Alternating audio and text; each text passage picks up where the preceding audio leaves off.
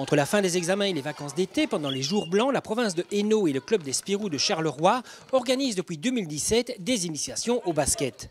En fait, ce n'est qu'une version résumée du Spirou School Tour qui invite des écoles plusieurs fois par an sur le site jumétois du Sentier de l'Épée pour pratiquer le basket.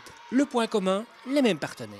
C'est un projet, je dirais, qui marche très très bien, qui a fait ses preuves, qui attire d'ailleurs des partenaires qui ont envie de partager cet aspect sociétal et certaines valeurs éducatives. On est vraiment ravis des collaborations. Il n'a pas fallu longtemps pour que la province décide de travailler aux côtés des Spirou, parce que bon, je crois que c'est vraiment un projet qui prend de l'ampleur d'année en année et notamment, comme je dis toujours, l'inclusion, puisque certaines classes de personnes porteuses de handicap se retrouvent en même temps que d'autres, et donc pour nous c'est formidable. On est un peu dans le style que la province veut mener depuis quelques années.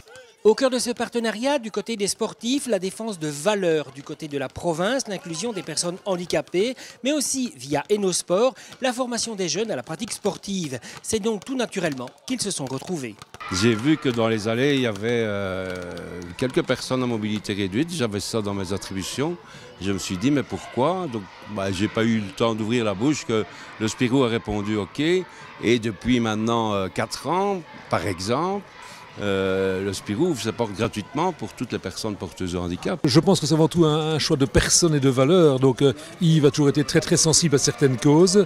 Nous-mêmes avons vraiment décidé, qu'on a relancé le projet Spirou, de se réattacher, de redéfendre et quelque part de profiter de notre notoriété pour développer et essayer de sensibiliser à certaines causes. Donc de manière assez naturelle, ça s'est fait. Et les exemples sont légion. Ainsi, chaque année, le Proximus Spirou Charleroi organise le Young Day, soit 600 places offertes à des jeunes venus des différentes institutions provinciales carolorégiennes.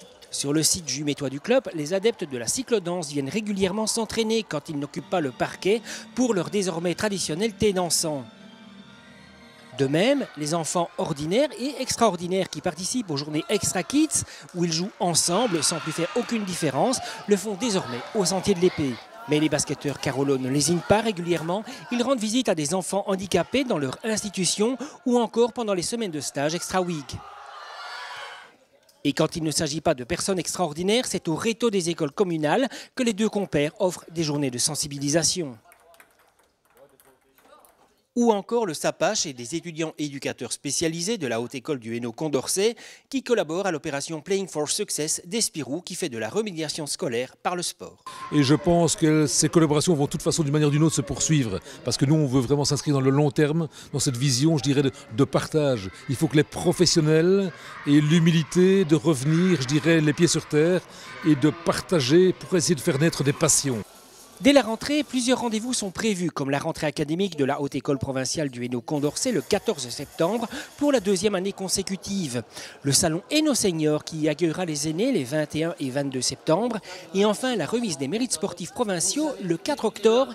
Et ce n'est sans doute pas fini.